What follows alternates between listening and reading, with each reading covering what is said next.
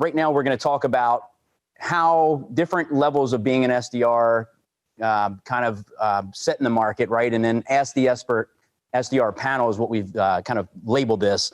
The idea is that we have someone getting into an early stage of being an SDR, someone that's then gone from SDR to being a manager, and then we have someone that has actually been an SDR, actually helped me start a SDR business, and now is an account executive at a major security company. So I want to bring everyone in and we'll do some introductions real quickly from Theisen all the way down.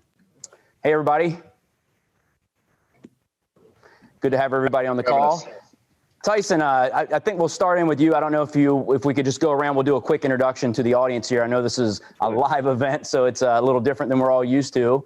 But Theisen, thank you very much for coming in and being a panel speaker with me to talk to this team about what it's like being an SDR in the early stages, going all the way through becoming an account executive.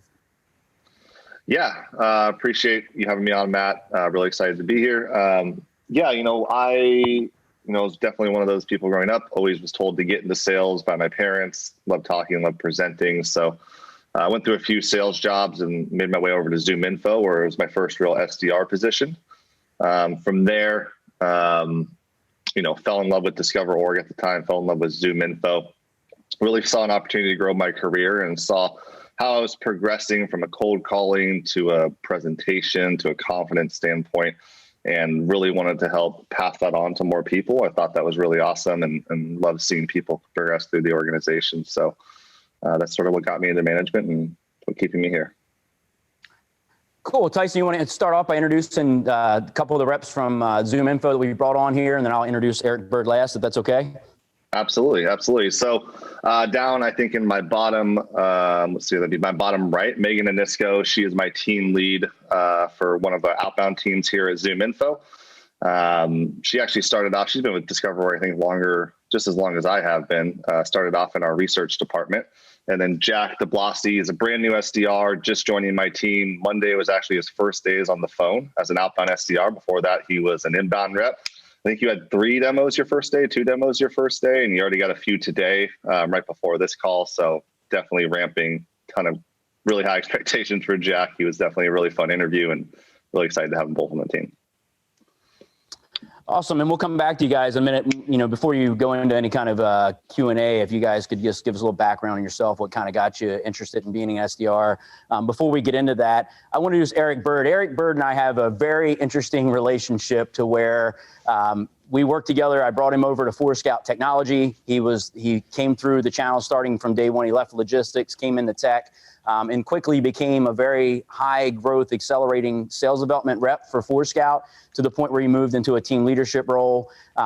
We then left and went and built an SDR program for another organization for a year. It was a contracted plan to go help them build pipeline so they could get a merger acquisition done within the organization. Eric Byrd then moved to Tampa, Florida to help me start qualifiedMEETINGS and was our operations person on the floor and just managing all the SDR functions for a couple of years. And then him and his wife moved out to Denver, and he started working for a tech company, which was always his goal from day one. So Eric and I have had a really close relationship, and I've really been interested in seeing that progress, right, from SDR to an account executive. Number one, there's a lot of financial means to, kind of progressing through any organization, but just seeing that maturity. So Eric, I kind of stole a little bit of your thunder there in the introductions, but if you could just welcome yourself a little bit as well. Yeah. Thanks, Matt. Appreciate that too. Appreciate those kind words. Go way back with Matt and had a great working relationship for a number of years across a number of different companies. It's funny. I don't know if he recognizes it, but right behind me is a wedding gift that he got for my wife and I back when I was working for him. So I don't know if that rings a bell, Matt, but yeah, it's Absolutely. been a really good journey and yeah. So starting as an SDR under Matt, learned a ton. That I'm sure we'll talk through, that has gotten me to where I am today. But for me, being it was always a goal to be in a sales leadership position, and to do that, you have to do all the right things that have to happen before it. You got to be a really good SDR. You got to have consistent performance and delivery. You got to do more than just your job title tells you that you'll be doing, and then take on more things and be a really great team player, find new ways to create process.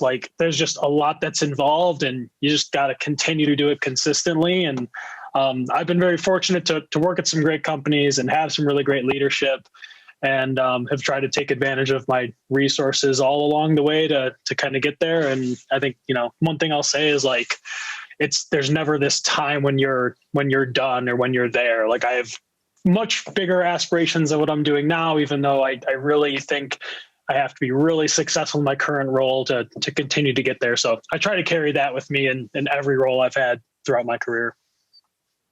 And Eric, that's the reason that you and I work together so well, right? There's no boundaries in this, right? Sometimes you have to reach across the aisle to marketing. You got to get into the sales bucket and help reps get things done beyond that meeting or that introduction.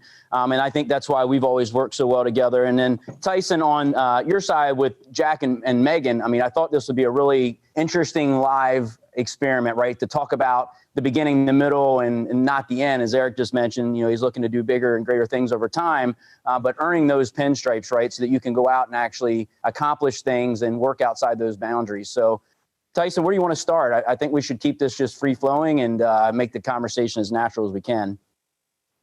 Yeah, definitely. I guess I'll start. I actually would like to start with Eric. If that's all right. Just because, I started as an SDR like 3 years ago. Sounds like you were a little bit before that. When I started, there were, I just got introduced to like outreach and the sales engagement tool. Before that, I was in basically a full desk sales position, prospecting, doing my own meetings. I didn't have any tools or any support. So I was curious, how did if you had any previous sales experience before coming to Matt as an SDR, and then what was sort of like that, culture shock or that process shock where you realize like the SDR is not just doing Google searches and LinkedIn and sending one-off emails, but it is really figuring out how to automate like everything from the day-to-day process. And then I'd love to segue that into like kind of what we do at ZoomInfo and how we sort of develop. Yeah, great question. I mean, I'm a very process-driven person. So moving over to Forescout was like a great fit for me and the processes that Matt had in place and was building. But before that, I was at a logistics company. I was in Chicago at Coyote Logistics, and we were a hyper-growth company. I probably joined around 600 employees, and we were hiring 30 to 60 people a month, and just really fast-paced environment and not a lot of process around how you divvy up accounts and what you go after. It's kind of like, make it happen and tag your name to that account and try and get some deals closed with them. And that was the environment I was used to. So going from that over to Forescout, I go to Forescout, and we've got great tools. So we have like a dialer. We were using InsideSales.com at the time. This was like before I think Outreach or some of those other dialers became like big names in the space. We had ZoomInfo at the time was Discover.org. So like all of a sudden my career changes and I have access to all of this incredible data and this way to build a process around like, how am I going to structure my day and how am I going to drive these opportunities? And I also had a much more structured territory. I was responsible for TOLA, 10,000 employees and above. Like that was my territory. So I could take a really focused approach. And then, one of the first things I did was just try to understand, why did our current customers buy based on vertical and persona, and then structure everything around that. So like, why are healthcare customers? What were their use cases? Who did we initiate the opportunity with? Who were the influencers, decision makers? And like, didn't just do this on my own, had to work with Matt a lot and learned a ton, worked with my peers a lot. And I think one of the biggest things too was working with my field rep and my SE at the time, and just trying to really collect information around like, what's a good opportunity look like? Not what does a meeting look like, but like, what does a good opportunity look like? I want to deliver them things that would then help them hit their number, which will then prove that, I'm doing a great job and I can get to the next level. So I really was able to kind of take the process that Matt had in place and plug in different things. And then basically, where can I be creative and really customize my message, so I'm not just sounding like every other salesperson or SDR, but at the same time do things that are repeatable. Like every healthcare company has a certain number of problems. Every security engineer at those companies has a certain type of problem that they're facing.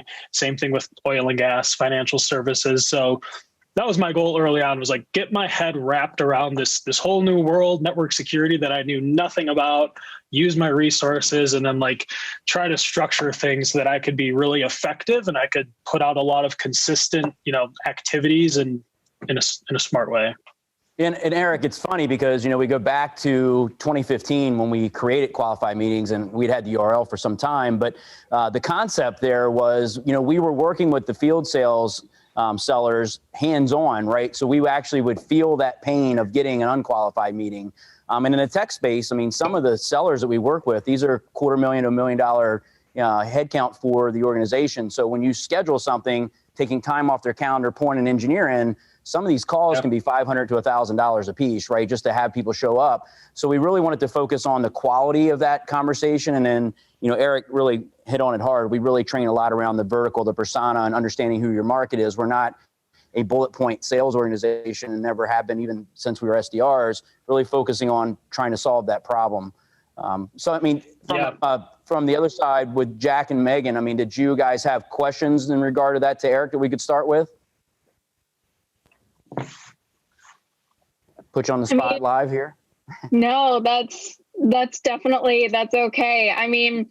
I've always been used to having such an automated process while working for ZoomInfo that I can't even imagine what it would be like to not have one.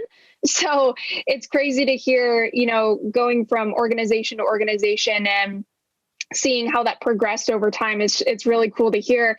I guess a good question for Eric would be, what do you think is essential to have in your tech stack for automating that process, no matter what organization that you're at? What do you think are some of those essential things that have really saved your life and you think that any growing organization must have in order to set themselves apart from anyone else?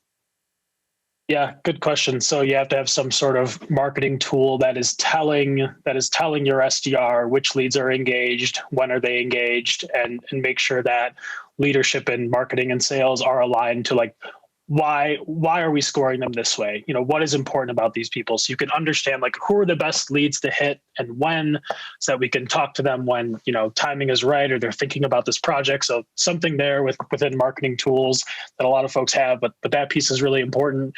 You need some way to actually deliver, right? You need some sort of dialer, way to send emails, way to organize these leads, way to put them in a sequence, way to work them through that process and have a number of them based on who they are. And the last thing, and this is not a plug for your sponsor. This is straight up what I've always had. And what you need is you need really, really, really good data. You have to have it. If you don't have it, imagine making phone calls and getting bad phone numbers, sending emails and they're bouncing back. You're just spinning your wheels. You're wasting your time. And that was essential to me when I asked about, coming over to Red Canary. I'm what tools do we have in place? We had some marketing automation in place. We had outreach in place. We had Discover Org. And immediately I'm okay, forward-thinking company from marketing and sales perspective. They have their stuff in line. They're thinking about this the right way. I think I can go there and be successful with these tools in place and then help them kind of tweak some things and get some more process in place to make it better. But I think those are the few three key things that I would say are good baselines to start with. And Megan, you are extremely spoiled in your environment. As we were over at Scout and I was bringing people over from there, especially out of that logistics market, there's a lot of training that they do in how to go self-source leads, right? Go on websites, pull up the main number, do all those things. And even today, we still talk with organizations where their SDR teams are spending 30 to 40% of their day actually gathering data. So it dumbfounds me a little bit because we're a data first company, right? We start with the data, build the tool stack on top. That tool stack varies. We're a little agnostic sometimes to some of the platforms. But Jack, bringing you into this conversation a little bit, I'm not sure where you had come from before. We didn't actually rehearse this, which is kind of fun. Have you had experience in doing any outbound prior to coming to Zoom, or is this your first experience? So this is my first actual real experience working in an outbound side of things. My background actually educationally is in performing arts. I got a BFA in acting. So I moved to New York City after graduating college, found a job at a restaurant group. It was a really great company that had a lot of critical acclaim, and I met and built incredible relationships there. But I grew bored after a while and dipped my toes into the fast-paced real estate industry in Brooklyn and worked in Williamsburg for a couple of years working in residential luxury real estate. And that was one of my first real sales jobs, but it was definitely a warmer sort of sales job. It was about, being on top of responses and being efficient and just being organized. I left New York at the end of 2018, and I spent 10 months traveling internationally in 2019. I lived for 4 months in Southeast Asia, spent a couple months in Africa, spent 4 months in Europe, and then got to the Pacific Northwest with my wife and was looking for a good opportunity in a sales role. And I stumbled across ZoomInfo, and we talk often about finding a good fit, and this was just the perfect fit for me. The tools, the resources, the culture, the opportunity to bring someone in with a less traditional background, and then to be alongside other people that are not from traditional sales backgrounds, but are good people. And my experience in my professional life has been, I would rather work with great people that are willing to learn than people that are highly skilled and not the best of colleagues. So I've just been put in a perfect situation to be able to thrive. All the tools are here, and Theisen and Megan are excellent resources for me. I couldn't be happier. And Jack, we pick up a lot of resources that are in your situation, right? They go from kind of having these jobs to now focusing on a career path, and that's what you've entered into now, right? And I've known that family you're talking about there since 2008. And as a business owner myself, I try to replicate that environment. It's not easy to do, but that culture there is so supportive. Listen, there's an edge to it as well, right? And coming in, I'm sure you felt that edge a little bit, right? Where it's competitive and people are trying to really, have a fun competition in that workplace. Theisen introduced you talking about the amount of accomplishments you had hitting the phones early stage. So can you just tell me a little bit about what that feeling was so other people that are getting into this can understand it from your perspective? Well, one of the most fundamental aspects of my success has just been reaching out to my colleagues, being part of such a large company for the first time and having that many specific human resources to be able to tap into, gain tips, tricks, learn about processes and strategies that have been successful for others, and to be part of such a fast moving company where when you do well, you can move on. Coming from a real estate background, people didn't want to share some of their tricks because you would be maybe taking on some of their customers. So to be part of this team has been something that's been one of the biggest keys. But I just think when you start a new sales rep job, especially when you're hungry and you're beginning a new career, for me, my goal was I want to find a software sales position. And this company offered that. But I took every goal that was set for me and I added 25 to 30%. If they said, 10 booked meetings a day was where you want to be, 14, man. If, if you want a certain amount of completed meetings that were good fits, that were great opportunities for us, 20, 30% more. That's always been the way that I've functioned. And then building relationships beyond just what do you do, getting to know the people that you work with, caring about them, learning who they are and how they tick, and becoming part of the culture, not just as an observer, but, as a member of the group. Yeah, it's really awesome to hear, Jack. I mean, it's very similar to some of the experiences I had in my early stages, starting back in 08. Megan, so, the fact that you're on this call, right, and Theisen thought enough of you to bring you in as a speaker in our panel, you started off as an SDR like Jack. Is that how your career started over there? Can you give me a little better understanding of kind of where you came in, where you're at now, and maybe where you're trying to get to, and we can play that back into Eric Byrd a little bit? Hey, real quick, Megan, before you answer that, one of the things I wanted to highlight, the reason I really wanted to bring Jack and Megan on this call is because of our hiring process, and kind of talk about that a little bit and like how we found Jack and Megan, or how they found us. I would have no doubt that Megan and Jack, if they applied to other SDR positions with no sales experience, they would have been passed up 1000%. Like the things that we look for are exactly what these two embody in terms of work ethic, grit, grind, like the intangible stuff that I can't teach. I can always teach someone how to use outreach. I can always teach someone how to use front spin and build Salesforce reports, and I can give them a talk track and they can memorize it. But when we look for people that we hire, like Jack and Megan are the ones that slip through the cracks for a lot of other companies because of those really strict qualification criteria. And to Eric's point, like being process oriented is important, but without that foundation that we have at ZoomInfo, there's no way I'd feel comfortable hiring someone like Jack or Megan. I would look for someone like Eric with years of experience to develop those processes for us. So I think that paradigm between Tyson, who you and I are going to have another breakout over this, because I talk about it all the time. Like you can be as smart, in an interview as you can be, right? Some people are actually skilled at getting through an interview. But that skill and will, that piece that you just identified there, right, that they have, that most people wouldn't uncover in that process, there's an entire conversation to explore there. And I think that, you know, listen, there's tons and tons of salespeople out in the market today, and there's very, very few good ones. So the fact that you guys have a process where you're able to look for key things that fit your culture, things that you can train against, things like that, that's very important. 100%. So Theisen, do you want to go back into framework? I'm really interested in hearing, you know, Megan's experience in starting, you know, in that organization and already, you know, kind of climbing up into that leadership role. Yeah, absolutely. Megan, back to you. I think we lost your audio. We lost audio with Megan. So Eric, we'll switch back over to you, and I'll let, you know, Theisen tee up the next question here while Megan's getting back on to the audio.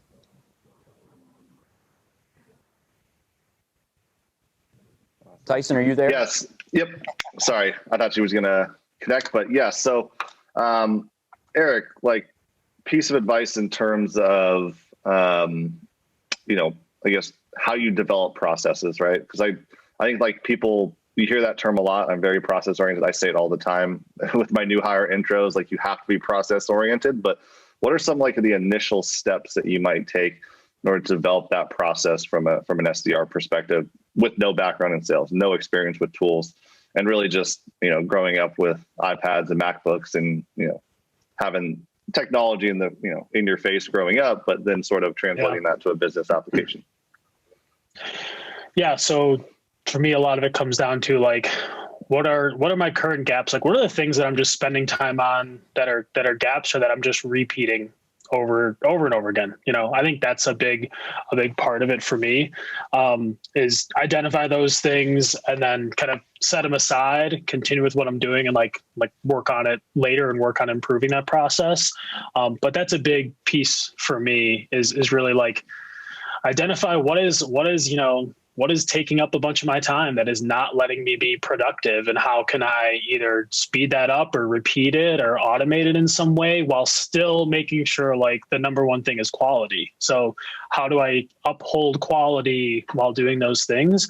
And that's like, you know, it's kind of like, you know, vague, or you can have to identify what those things are, but that's what it was for me. I think one thing early in my SDR career was just, I was coming across a lot of conversations and a lot of things that I didn't know. You know, I was at Forescout. We were a network access control company. We're leaders in the Gartner Magic Quadrants. It was a good name, really strong product, really great growth.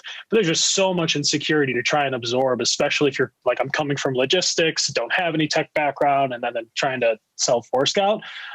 So I even had like a process for talking to my SE and talking to my field rep. And it was basically every week, write down all of the things that I came across that week that I didn't understand. And first, like, try and teach myself it, try and understand what I can. So for the first time, like hearing someone say like, we have a SIM, had no idea what a SIM was. So research what a SIM is, research what it does, and don't immediately just like call my field rep or hit them up and ask them that question, but try and educate myself a little bit, and then have a standing weekly call where I like run through all of the things that I need to understand from my rep, and like, you know, just created my own process around that, because like Matt said earlier, my field rep and the SE are busy. They're trying to close and advance deals. Their number one job isn't teaching their SDR about security, although it's important to their success, but kind of noticed, you know, there's a right way to go about this, and I want to be mindful of their time. And at the same time, the more I can educate myself, the more it's going to stick, the more I'm going to absorb. So I think that's kind of what it comes down to for me. What gaps are there? What are the things that I'm kind of repeating and doing over and over again that I can find a better way to do something that'll just make me more efficient, make me more successful? Yeah, that's awesome. Hey, Matt, this is a question for you. When you first met Eric, were you able to identify those character traits? Like, were you able to identify like, man, that's something that I may be looking for, or was it something that you saw from Eric and then started to hire afterwards? Yeah, so I mean, it's an interesting thing. And Theisen, I'm trying to replicate my ability to identify that in the market and hand that down right to our recruiting team and to our series of how we bring people in, as you were describing earlier. For me, back then, you know, I was really into the gritty side, right? Do you want it bad enough? Are you hungry? Is there something at the end of this wrote that means more to you than it can to me, and it already means a lot to me, right? And I think that when you hear where Jack's coming in and he's starting to plant his feet firm into a career, it's a lot at stake for him and the family he has or is trying to build there, and it makes him want to come earn it along with us. So having any career path is a two-way street, right? As a business owner with QM, I try to make sure that our company is invested in making sure that they have a good career path, and we give training, and we try to help financially where it makes sense and where people have earned the right to ask for more money, things like that. But then on the other side, it can't be a one-way street. You have to show up every day wanting to do something for the organization as well, because at the end of the day, people look at companies in a weird way sometimes. Like, a company is started from a couple of founders most of the time, or groups of people that put money in. It's not going to magically bloom, right? And when I was at Forescout, the big separation between that organization and others that went and didn't go IPO or other things, everybody had a mission when they came in, the whole company. It was like, we're going to go IPO. From the time I got there at 40 million to the time that I left when we got to IPO at 200 million plus, we all knew what we were coming in every day for. So we could easily align that kind of skill and will that we all had to other people coming in to keep that culture tight. But it's something that it's something that you can identify within the training process, right? We do, different testing through cognitive personality and other things. We use role playing a lot in our interviewing process. But that's the one thing you can't really teach someone, is that desire to want to come in and be successful on their own. You can give them all the tools, process, training, the greatest data on the planet, and still without them and having that little, I want to do it engine, so to say, you can't make it happen. So how we identify that, Tyson, I'm still trying to figure that out. Once we magically put that in the box, we're all going to be much more successful. Yeah, definitely. Also, Megan, looks like you got the cold calling headset on. Yeah, can you hear me now? There you go. Is it working? Perfect. It's a lot more natural in your headset. Yep. Yeah. That's money mode for Megan. But yeah, I want to take that question back to you, talk a little bit about, where you started at Discover.org at the time and how you got into sales. Of course. So, and it sounds like I'm getting like a call on my, there we go. Perfect. Okay. I know. Money calling. So for me, I started in a different spot than Jack did. I didn't start in the sales department. I kind of had a windy road of how I ended up into the SDR org. So I ended up getting a job at Discover.org back in May of 2018. I was in our research department. So a little bit of background for those watching who don't know how, Discover.org back in the day and ZoomInfo now, part of how we get our data.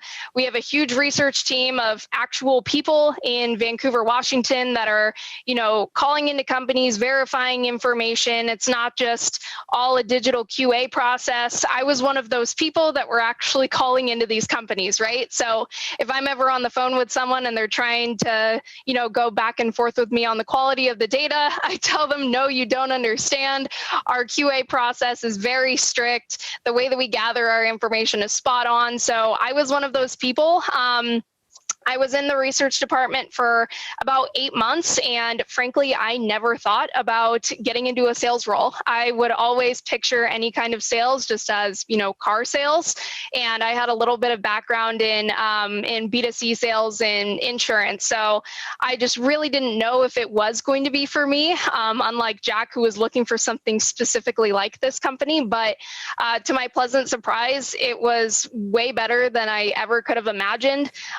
It was a really cool process being able to transition to a pre-sales development role where we were having a group of folks do intensive research on different accounts for some of our senior SDRs. And then I had to actually get promoted to going to an inbound role, right, which Jack actually started in. So it's probably crazy for him to think that someone was having to fight to, get promoted to an entry-level sales role at the company. But Megan, you're amazing. You have no way. You're amazing. I love this story already. It was a fight for sure, but no, I ended up going into the inbound role, and I felt like I was with a whole group of people that were way more qualified than I was. But exactly like Jack, I just picked the brains of anyone and everyone. I really wanted to get some mentors in the sales organization right off the bat, some people that I know that I could go to with questions. So I ended up moving to kind of a specialty outbound role. At the time, we called it our SWAT team, which dealt with webinar leads and anyone that we met at events and stuff like that, and then ended up transitioning to outbound. Was on outbound for a while, working with our demand gen team, the whole automated process that we have, which is phenomenal, and then moved to a team lead position right when the pandemic hit, so right in March. So pretty much all of my leadership experience has been digital, which has been phenomenal to see, how ZoomInfo has combated leading in a digital age. It's been absolutely amazing, but it's been a long windy road for sure, but it's been cool to see where everything ended up. And I think what was really cool about, oh, sorry. Go ahead, Tyson. I was just going to say what I thought was really cool about, your interview and hiring process. We essentially ran an experiment where we said our researchers were making 200 plus calls a day. And to people, the number one issue, I think, with all salespeople, all new hires is always going to be call reluctancy. Like, you're fresh out of college, your first time getting rejected, picking up the phone. I knew that those people on the 8th floor, they didn't have call reluctancy. So maybe there's an opportunity they could come into sales. And then I think initially on Megan's interview, we're like, what do you want to do? And I think you said something to the effect of, I want to make more money than I'm making now. Like, I just want to, I want to buy nice things and do cool things with my life. And I was like, okay, so you don't have call reluctancy. You're motivated by money. I feel like I could do something with this, right? This is definitely an opportunity to take someone. Yeah, this is definitely an opportunity here to take someone who's hungry, who can do the hardest thing about the job without really putting any thought behind it. I feel really good about our training program, and it's been a really, really successful experiment, if you will. And Tyson, she mentioned something earlier on about, because we struggle with this sometimes too, but we hire folks that aren't really seasoned salespeople, right? And then finding out, in mid-flight that sales isn't a good fit for that person in general, right? That's just not a life goal that fits. I'm just curious to your perspective there, and if anyone else on the panel has any feedback to that situation too, of how do we think about that, be more thoughtful about, is this a right fit for ourselves? And, am I going into the position, with the right attitude? Yeah. Well, I think the number one thing that I hear are excuses first. When you don't have that experience, you start saying oh, well, this person was doing this, or yeah, I didn't get to that follow-up task because of this, right? And to Eric's point, all those processes, it sounds like you develop, I know you were probably grinding from 8 to 5, you would have to spend some hours after work developing those processes. And I think that's another thing that makes a big difference for someone that's, ramping and hiring. I think every hiring class, whether it's 2 or 10, there's always one person who schedules time on my calendar or Megan's calendar or one of the other leaders who is slacking us, after 5 p.m., asking us questions, saying, hey, will you look at this email? It's just really obvious from the first couple of weeks. So, Jack, I think one of the cool things is more of a question for you. What are some of those things that you developed from a process standpoint, and what did that time commitment look like during your time on inbound before you get to outbound? How has that changed, if at all? Well, you certainly need to be hungry, and if you're not specific, you need to create some sort of fail or die sort of structure for yourself. If you need to make this something that you are committed to. And I sometimes think about work almost like when you're in the gym and you're I can't do one more set. I just can't do it. And then you just have to dig deep in your mind and say, I can do one more. And then if I can do 2 more, and then if I could do 3 more, and all of a sudden there's the 10 final set that I was looking for. And you just have to really dig deep. And make sure that whatever that goal is that you set for yourself. I mean, not only was my original goal to find a software sales role, but once I came onto the company, my goal was to get promoted within 90 days. And I saw that the road that had been paved in front of me by others that had that experience. And so I wanted to mirror their performance, and I wanted to mirror their skills set and follow in their footsteps. And real quick, because Eric, you know, when we were at Force Scout together, I had a team of 30 people, so maybe I wasn't always the most considerate manager. Who knows? I was probably oblivious to what went on a lot of times.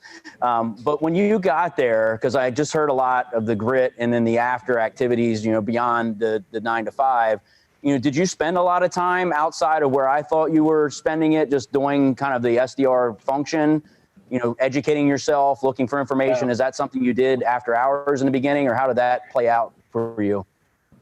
I did a lot of that in the beginning. I did a lot of my own reading and a lot of my own research, like after hours, and really, you know, the way I thought about it was, okay, from 8 to 5, this is when the people that I can set opportunities with are by their phone in front of their computer. So I need to be focused on getting in front of them and having conversations with them during this time. And after that time, like that's when I can clean up my leads, go and disqualify people, do some research and discover org. Like maybe I found out this person wasn't there anymore, or now this person is in charge. So I would kind of write that down, like do that later, do that after work, or after like work, you know, quote unquote work hours, and try and do some of those activities. And then during the day, like, you know, what Jack just said kind of reminds me of this, is like putting in that extra effort. I did that a lot of times on a Friday afternoon, right? Friday afternoon, it's summertime, things are kind of winding down. I was living in Chicago at the time, like really easy to want to log off and go have some fun. But if like, can I make 10 more calls, or like, can I make 10 more calls and try to have one more conversation? Then you have one more conversation, you're like, that was awesome. Like that person was in a great mood. It's Friday afternoon for them too. Like, let me make 10 more and see if I can get another person on the phone, and just kind of keep pushing yourself along. And then I did a lot of setting like little micro goals. So my goals, instead of 100 calls in a day, it was, all right, from 8 to 9, how many can I get through? How many calls, how many conversations can I get through? And then from 9 to 10, can I beat that? And like, at the same time, like, the conversations are really important, that quality was there. I wasn't like speaking a mile a minute and just trying to get through the numbers, but like really trying to just push myself into what is the amount that I can put out in this 1 hour of time. And then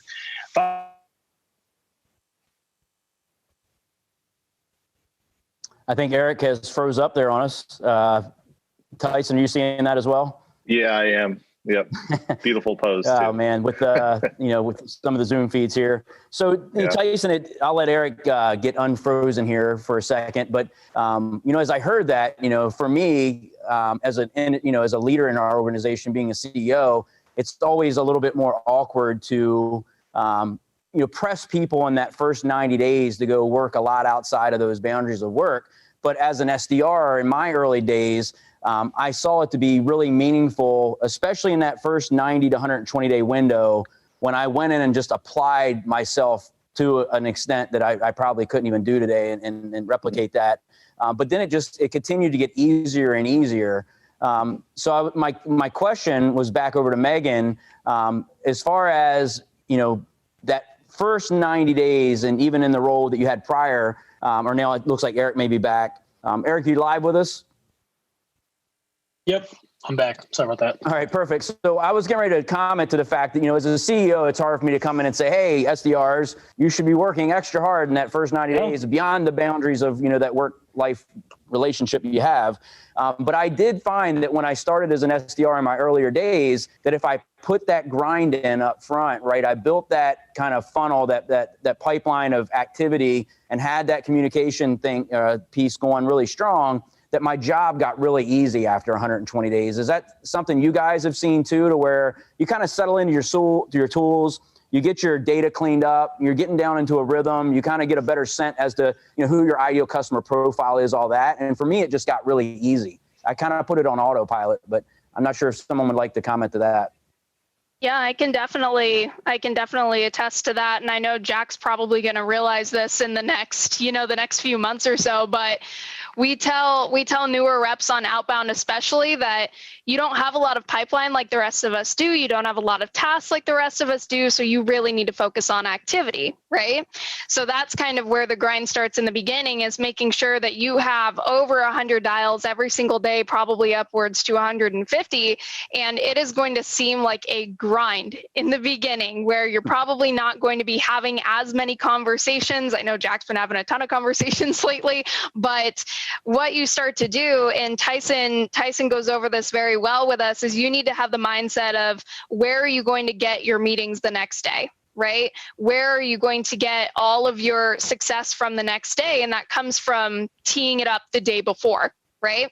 And he always talks about how we need to, at the end of our days, take some extra time and make sure that we have our tasks teed up for the following day, that we have all of our meetings confirmed for the next day, that we send out some collateral, some value-added emails, right? And it might seem like a lot of work on the front end, but I feel like with sales, it's a lot of delayed gratification. Right? You might not understand immediately the return of all of the things that you're doing, but when you start to get these habits in place, it's going to seem like something that's not going to require a ton of work in, 2-3 months from now, because it's just going to seem like clockwork. It's going to be a habit that you have where you're like, all right, it's the end of my, like Eric said, quote unquote, working hours, right? Now I'm going to go and focus on the things that will help me tee up success for my next day and later this week, right? So I feel like the reps that don't put in that extra time and intentionality on those little things to give themselves success a week, 2 weeks, a few months down the line are really the ones that are struggling day in and day out, being like, I don't know where I'm going to get my meetings from. I don't know who I'm going to have conversations with. I don't have anyone that's priority for me to reach out to. And that comes with a lot of stress, right? So putting all of that work in the front end really, I think, helps everyone, those 2-3 months down the line. And Megan, it seems like we're just constantly trying to catch up, right? If you're not ahead, you're going to always be behind in this game.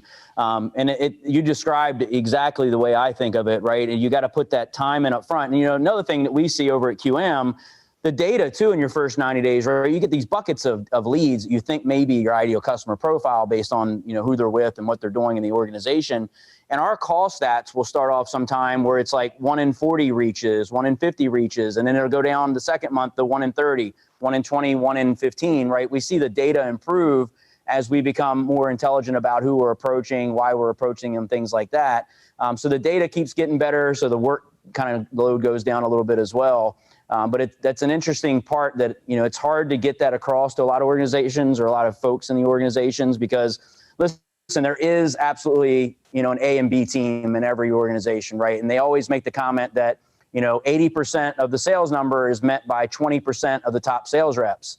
And you get to choose which one of those people you want to be, right? And it's just a matter of whether you're truly dedicated to your craft. If you look out in any industry, right? I use sports a lot with sales because I think there's a lot of similarities to sports where it's constant training. Cal Ripken Sr. said, practice doesn't make perfect, perfect practice makes perfect, right? And I take that pretty seriously. So, whether you're like Jack and you're a stage actor or whatever, when that curtain goes open, you have to be as good as you can be in any of those situations. So taking time to really perfect your craft, understand your market, and really understand your tools and your data, that stuff takes time, right? You don't get to walk into the SDR role day one and just kind of put the magical fairy dust out there and then all things bloom for sales, right? It's just consistency and process, training and methodology that really wins the race. I think 2 things that comment on that too, just based on what Megan and Matt were both saying. So probably a lot of people who are SDRs, SDR managers, or maybe folks who want to become an AE as well. Like, one thing to keep in mind, it doesn't change when you become an AE, right? Like, you have a quota to hit and you may have a ramp goal. Like Q1, your quota is a little bit lower. Whether you're an AE or an SDR, take advantage of your ramp. Work super hard in the beginning and set a really good foundation. And it doesn't mean foot off the gas later in the year. It just means you've now set yourself up to be successful and hit, or ideally go over the number and overachieve. But take advantage of the ramp time.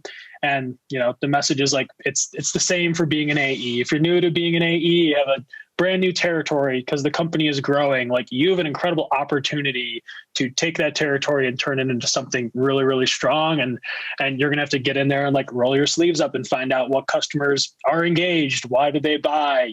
Where are things working? Where is my competition? And figure all that out really quickly while you're working super hard and build yourself some really strong pipelines so you can have a really great year, or else you're going to be in this stage of trying to play catch up throughout the year. And kind of as the quarters go on, you're hoping like a bluebird comes in the inbound demo request channel, and like that'll, save you. And sometimes it does, but, building that foundation can help kind of mitigate some of that risk. And Eric, for 7 years, you've heard me say that the best future account executives are going to be our SDRs, right? I mean, I'm always talking about how this legacy, I'll call it a dinosaur age of like Rolodex sales, where you build relationships for 20 years and you can go to a tech company and bring new customers in that you've met over the last 20 years.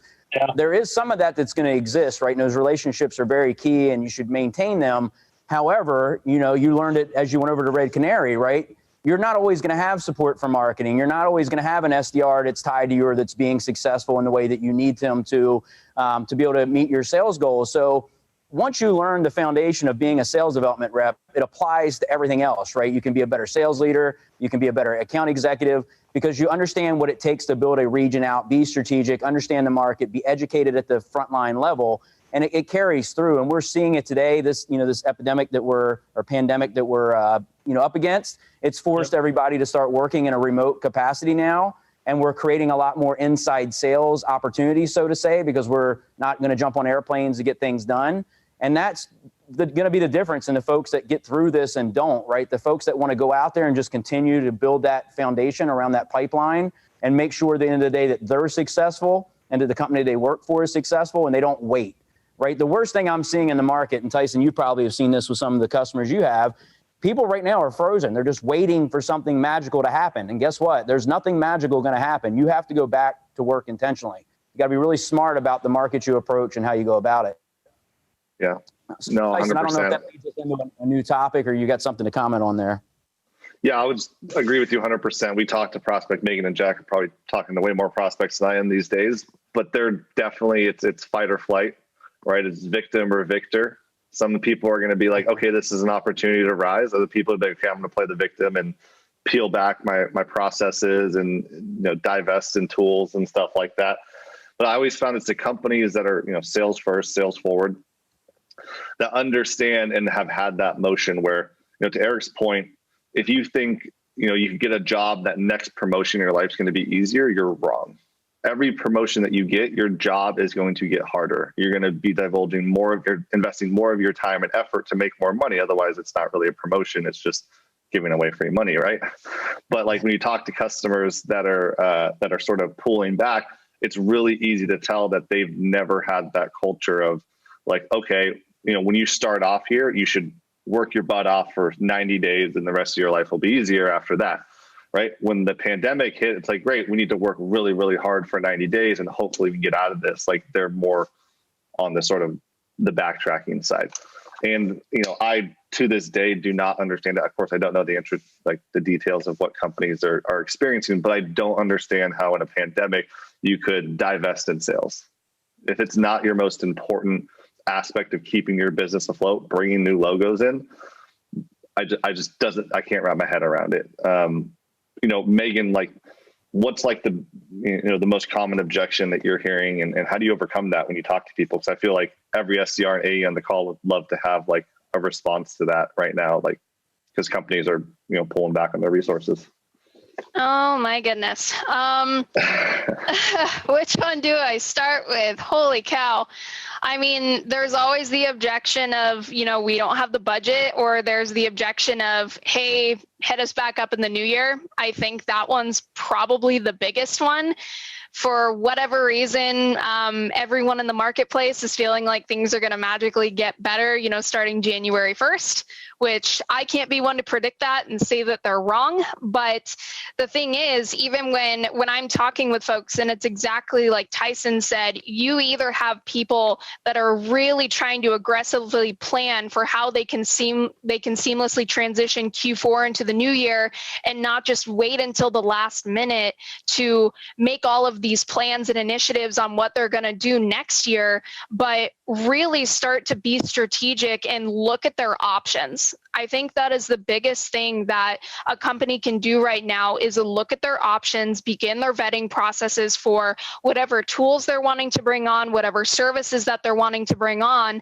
And I think the biggest thing that us as SDRs can tell people is we want to help you be strategic in what tools that you're bringing on. We would love to get time in the calendar and show you what it is that we have to offer and just show you your options, because not a lot of people understand what is truly available until they actually take the time and look at it, right? I forget who said this one quote, but it was talking about how smart people actually don't make the decision until they've looked through all of the information, right? Not just assuming that, hey, we don't need the service or we don't need the solution, but if it sounds like it could help them and their goals that they have for Q4 or in the new year, take the time and actually look at it, right? And of course, that comes down to, how compelling of a pitch that you have and how good of conversations you're having. But I think that's the best thing we can tell people is take a look now so that when that perfect timing comes, whenever that is, who you're going to go to and who will have your back when you want to execute.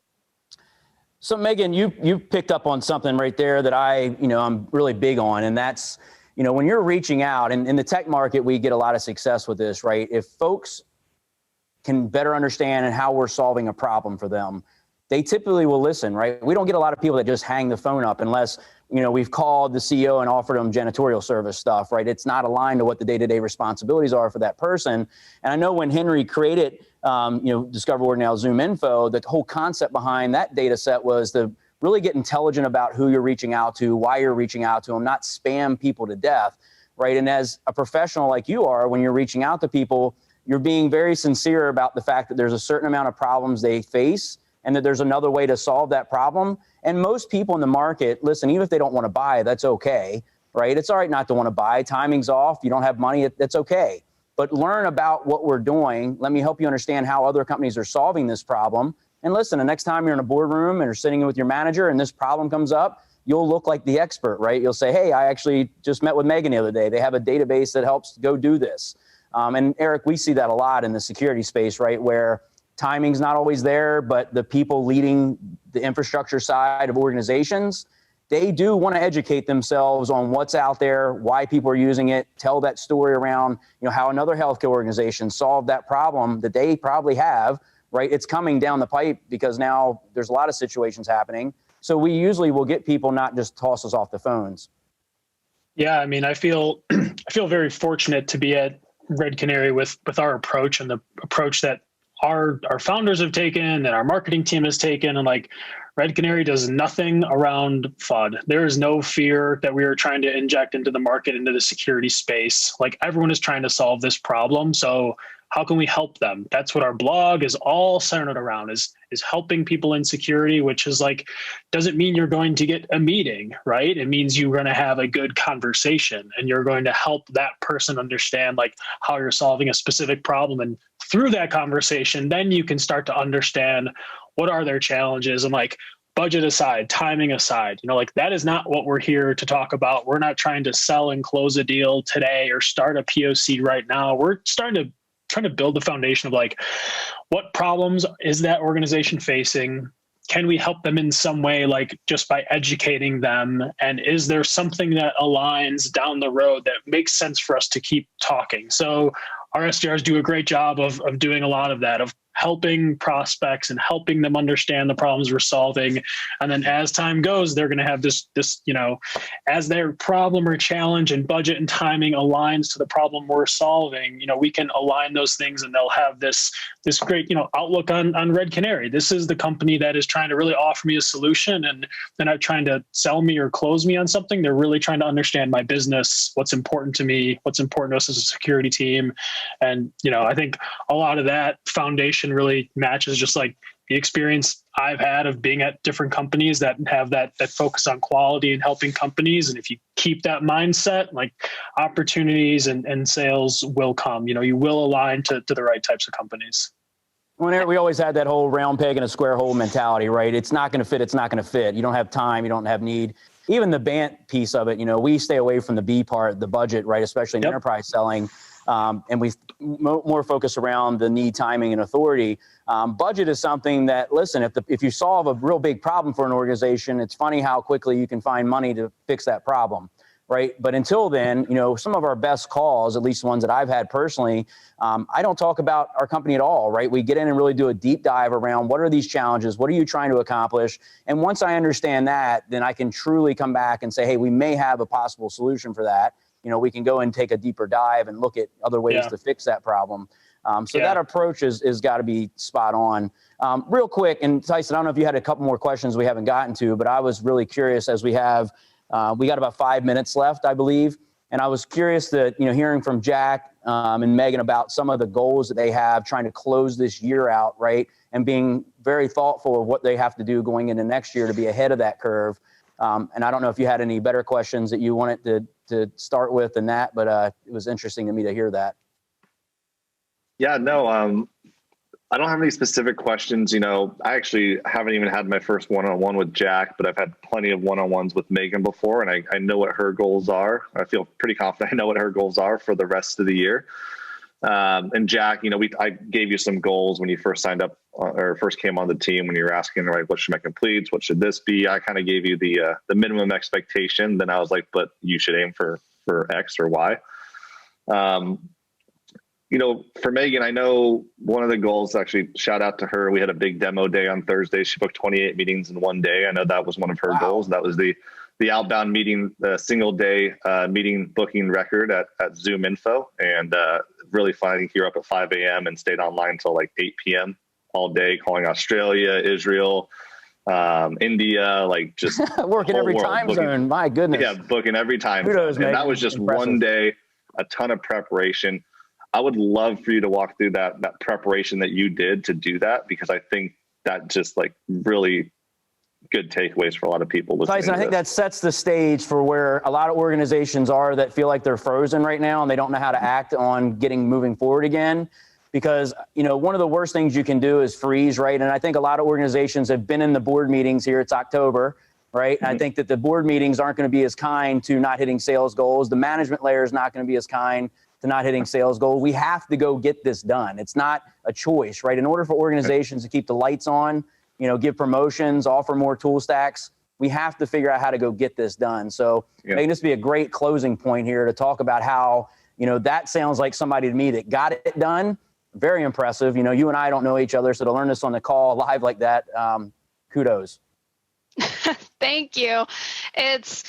I love our demo days. Like, they are the most fun thing. It's crazy because I didn't know how we would be able to duplicate that in, us being all working from home and being digital. Normally when we're in the office, it's this huge energy and we have like coffee for everyone and breakfast and people are just fired up and, high-fiving and all this stuff. So it's crazy to see how we've been able to duplicate that through, just our communication channels that we have being digital. But I think a really big and just kind of a generic answer is just exhaust all resources.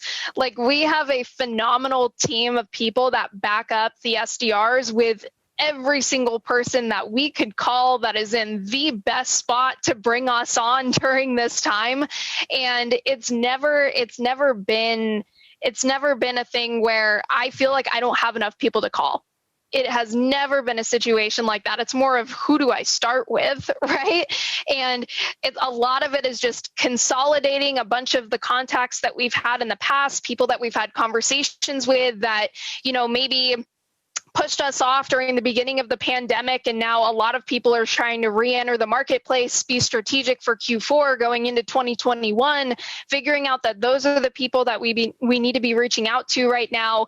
Syncing with your account executive, right? I know that I had multiple account executives that I was supporting during the time of our demo day. So figuring out what opportunities need to get in the calendar by the end of month, who we need to track down if there's a new point of contact that we need to be be getting in touch with, multi-threading all of these accounts, making sure we don't let anyone slip through the cracks, whether that's calling them multiple times in a day sometimes you got to do it, right?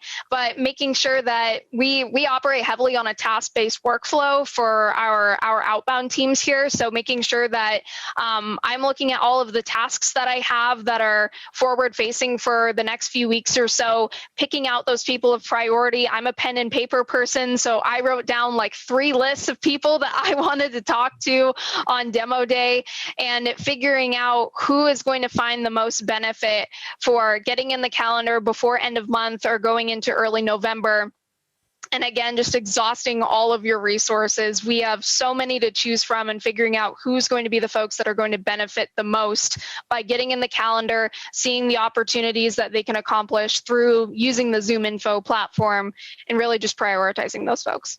So Megan, we're at the last minute here, and listen, that was phenomenal. And I think the takeaway from this is we have to go get it done, right? We got to do whatever it takes to go get it done. You know, look at the organization you work with and think about, you know, if you want to be there or not, right? Because they need you to be there right now. This is a big time, you know, in the environment we're in, that everybody needs to come together. You know, when I was an SDR, I went to every resource I could. I'd go to product marketing, sales, engineers, whoever would give me a minute of time, I would go and try to extract as much knowledge or information as I could. And I think that's what I took away from that. Theisen, we are wrapping up here. I really appreciate everything you guys have said. It's been a great event. We could probably have this call for at least, you know, a couple hours to just keep drilling down and exploring further. But unfortunately, we are out of time. Jack, Megan, thank you so much. Eric, always a pleasure. Theisen, talk to you very soon. Guys, we are going to break right now, go over to our sponsor, Sendoso, and also DCE, the folks that are putting this event on live. Couldn't be more excited about that. And we're going to take a little break. Thank you very much. Awesome. Thanks, Matt.